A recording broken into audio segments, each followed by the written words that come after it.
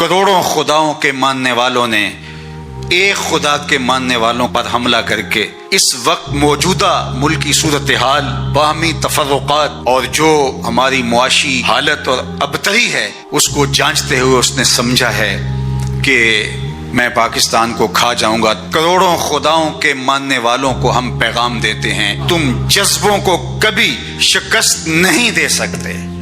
آپ نے کئی دفعہ مودی کی زبان سے رافیل پر اتراتے ہوئے دیکھا ہوگا، بار بار کہتا تھا ہمارے پاس رافیل ہیں، اور اس پہ اس کو ناز تھا۔ رافیل کا نام لیتے اس کی باچھیں کھل جاتی تھی اور وہ رافیل رافیل کرتا پھر رہا تھا، لیکن پھر رافیل کو بھاگنے کے راستے بھی نہیں ملے ہیں۔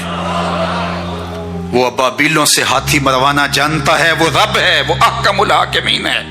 اس نے ابرا کے ہاتھیوں کو نیست و نابود کر کے رکھ دیا۔ تمہارے رافیل کا جو حال ہوا پوری دنیا تم پہ تھو تھو کر رہی ہے، اور ہمارے ابابیل تمہارے مقابلے میں ڈٹے ہوئے، اور انشاءاللہ پاکستان فاتح بن کے ابھرے گا۔ قوم متحد ہو چکی ہے، پاک فوج کی پشت پہ پوری قوم کھڑی ہے، اپنے جوانوں کے ساتھ، اپنے شیروں کے ساتھ یہ قوم کھڑی ہے۔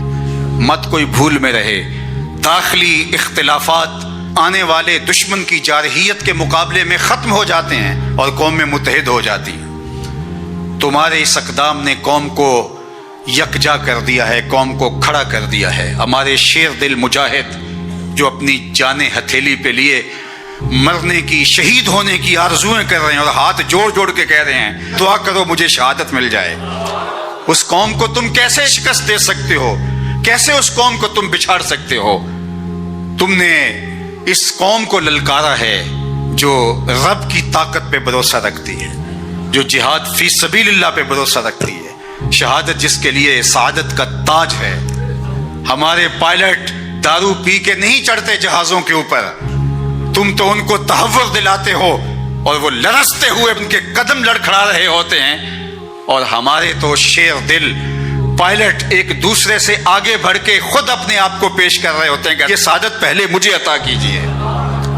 تم ایم عالم کی داستانیں بھول چکے ہو، یہ انہی کے فرزند ہیں، یہ انہی کے بیٹے ہیں، اور یہ قوم انشاءاللہ سرخرو رہے گی، سر بلند رہے گی۔ تم بھول گئے، تم نے سمجھا کہ یہ باہمی افتراق میں مبتلا ہے، اور آج اسرائیل کے بل بوتے پہ پھدک رہے ہو۔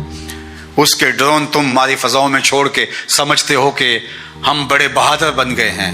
یہ تمہارے ڈرون اور تمہارے طیارے اور تمہاری توانائی اور تمہارے آلات حرب و ضرب، یہ تمہارے لیے ہی جہنم بن جائیں گے، اور انشاءاللہ آج نہیں تو کل پاکستان کا جواب دیکھنے والا ہوگا، دنیا دیکھے گی انشاءاللہ۔ ہم سرخرو ہوں گے، سر بلند ہوں گے، اسلام کا جھنڈا پوری دنیا کے اوپر لہرایا جائے گا۔ اللہ اکبر! یہ کیا ہمارا مقابلہ کریں گے؟ یہ گائے کا پیشاب پینے والے، آب زمزم پینے والوں کا مقابلہ کیسے کر سکتے؟ وہ گائے جس کا پیشاب اس کا اپنا بچہ نہیں پیتا، وہ دودھ پیتا ہے، پیشاب نہیں پیتا، تو یہ کیا ہمارا مقابلہ کر پائیں گے؟ ان کی پتلونیں ابھی سے گیلی ہونی شروع ہو گئی ہیں۔ ذرا ان کی چیخ و پکار دیکھو، ان کے میڈیا ہاؤسز کے اندر کس طرح چیخ اور چلا رہے ہیں، اور پیچھے ان کا خوف ملاحظہ کیجئے، اور اس قوم کا جذبہ بھی دیکھیے۔ ابھی ڈرون بعد میں گرتا ہے، یہ پہلے پہنچے ہوئے ہوتے ہیں، اور وہاں جا کے تحور آمیز نعرے لگا رہے ہوتے ہیں۔ اس قوم کے جذبوں کو کیسے تم مات دے سکتے ہو؟ کوئی سراسیمگی، کوئی خوف اور کوئی ڈر اس قوم کی کھلڑی میں پیدا نہیں ہوا۔ یہ قوم جو کہہ رہی ہے کہ فوری جواب دیا جائے، انہیں اپنی جانوں کا ڈر نہیں، یہ پاکستان کی آبرو کے لیے بات کر رہی ہے کہ ہماری سرزمین پر انہوں نے یہ جرأت کیوں، اس بزدل دشمنوں نے مسجدوں کے اوپر میزائل مارے۔ ہم ایسا نہیں کریں گے انشاءاللہ، ہم وہاں ماریں گے، تمہاری چیخیں دنیا سنے گی انشاءاللہ، اور سرخرو اور سر بلند رہے گا یہ وطن انشاءاللہ۔ اس کا جھنڈا سبز ہلالی پرچم جس کا رنگ گنبد خضرا کے رنگ والا ہے، یہ جھنڈا قیامت تک یوں ہی لہراتا رہے گا۔ گنبد خضرا کا فیضان ہے یہ وطن، رسول اللہ کی نگاہ کا فیضان ہے یہ وطن، اولیاء کی نظروں کا فیضان ہے یہ وطن۔ اس وطن کو مٹایا نہیں جا سکتا، قیامت تک یہ وطن باقی رہے گا۔ قوم یکجا رہے، اپنی پاک بہادر اور مسلح افواج کے پیچھے پوری قوت کے ساتھ کھڑی رہے، انشاءاللہ پاک فوج آپ کو مایوس نہیں ہونے دے گی۔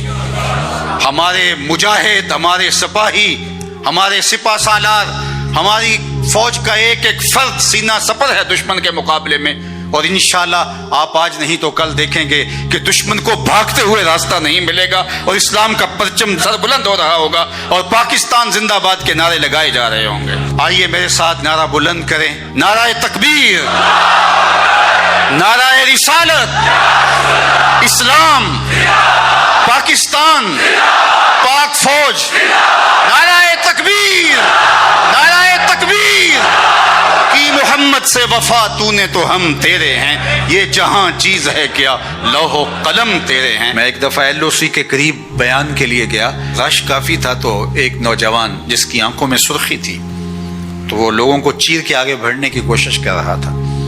انتظامیہ نے روکنا چاہا تو میں نے اشارہ کیا کہ اس کو قریب آنے دیا جائے، تو وہ قریب آیا اور کپ کپاتے ہوئے ہونٹوں سے اس نے مجھے کہا کہ میں آپ کا سن کے بارڈر سے آیا ہوں، بس یہ میرے لیے دعا کیجیے اللہ مجھے شہادت عطا کر دے۔ جب قوم کے بیٹوں میں یہ جذبہ ہوگا تو دنیا کی کوئی طاقت ہمیں نہیں مٹا سکتی۔ قلت اور کثرت یہ پھر ثانوی حیثیت اختیار کر جاتی ہے، کس کے پاس اسلحے زیادہ ہیں، کس کے پاس افرادی قوت زیادہ ہے، معاشی طور پہ کون مضبوط ہے، پوری دنیا کفر کا ہاتھ کس کی پشت پر ہے، یہ چیز ثانوی حیثیت اختیار کر جاتی ہے۔ دیکھا یہ جاتا ہے سینوں میں جذبوں کا طوفان کس کے پاس ہے۔